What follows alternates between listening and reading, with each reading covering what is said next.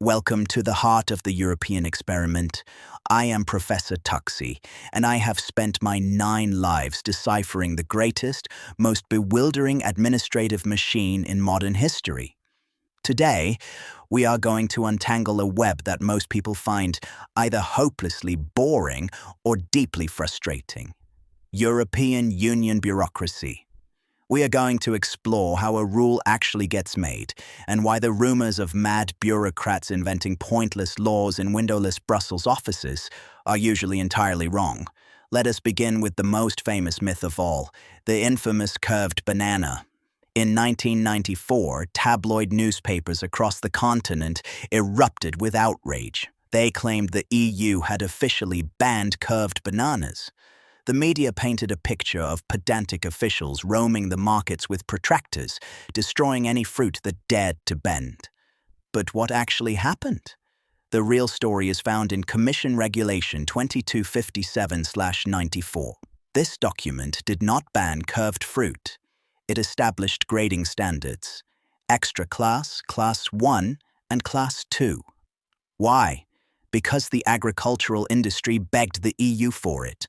When a wholesaler in Berlin buys 10 tons of bananas from a supplier in Spain, they need to know exactly what they are getting without flying across the continent to look at them. Standardization builds trust, accelerates trade, and protects buyers. An extremely curved banana simply falls into class 2. It is perfectly legal, just categorized. This is the core truth of the EU. Most of its weird bureaucracy exists for a very logical, often economic reason. Consider a more recent triumph. For over a decade, we suffered through drawers tangled with a dozen different charging cables. Every technology company had its own proprietary plug. It was an environmental disaster and a daily annoyance. The EU stepped in with the Common Charger Directive, mandating USB-C for small electronics. Tech giants fought back, claiming it would stifle innovation. But the EU stood firm, leveraging the sheer economic gravity of its single market. Now, one cable charges your phone, your headphones, and your e-reader. Bureaucracy at its finest. But how does a rule like the USB-C mandate actually come to life? It goes through the ordinary legislative procedure.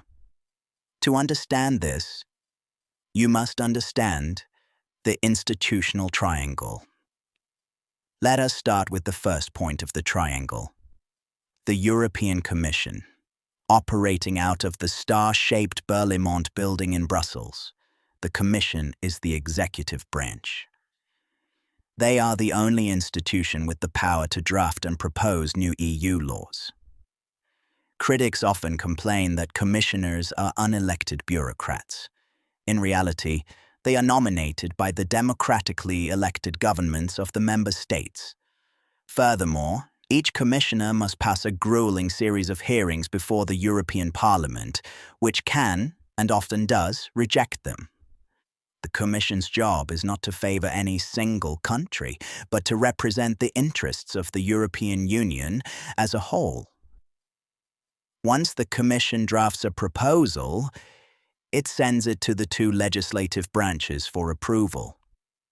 The second point of the triangle is the European Parliament. This is the voice of the people. 720 members of the European Parliament, or MEPs, are directly elected by citizens across the 27 member states. The Parliament reviews, amends, and votes on the Commission's proposals. Now you might have heard of the famous traveling circus of the Parliament. The Parliament has 2 official seats, one in Brussels, Belgium, and one in Strasbourg, France. Once a month, thousands of politicians, assistants, and documents migrate from Brussels to Strasbourg for a few days of voting. It costs over €100 million a year and generates massive carbon emissions. It seems wildly inefficient. But there is a decent explanation. After the horrors of World War II, locating the Parliament on the French-German border in Strasbourg was a profound symbol of peace and reconciliation. It is enshrined in the EU treaties. Changing it requires unanimous agreement from all member states, and France understandably refuses to give up that symbol. So, we accept the inefficiency as the price of a historical, continent-wide peace pact. Moving on, the third point of the triangle is the Council of the European Union. Do not confuse this with the European Council or the Council of Europe. The naming convention is, frankly, a catastrophe. The Council of the European Union represents the governments of the member states. When an agricultural law is debated, 27 national agriculture ministers meet. When it is a tech law, 27 digital ministers meet. While the Parliament represents the citizens, the Council fiercely defends the national interests of individual countries. Both the Parliament and the Council must agree on the exact same text for a proposal to become law. What happens when they completely disagree, which is almost always? We enter the shadows, we enter the trilogue. Trilogues are informal, closed-door negotiations between representatives of the Parliament, the Council, and the Commission. They sit in a room and hammer out compromises line by line late into the night. It is messy, it is secretive, and it is entirely necessary to keep 27 countries from walking away from the table. Once a compromise is reached and voted upon, the law is born. But what kind of law? Usually it takes one of two forms, a regulation or a directive. A regulation is a hard, binding law. The moment it goes into effect, it applies instantly and equally across all 27 countries. A directive is different. A directive sets a strict goal, but allows each member state to decide how to achieve it through their own national laws. This flexibility is the secret weapon of the EU. It respects the diverse legal traditions of Scandinavia, Western Europe, and Eastern Europe, while steering them all in the exact same direction. The European Union is not perfect. It is slow. It is agonizingly bureaucratic. But we must remember what it replaced. For centuries, European nations resolved their differences on the battlefield. Today, they resolve their differences in committee meetings over coffee, translation headsets, and reams of paper.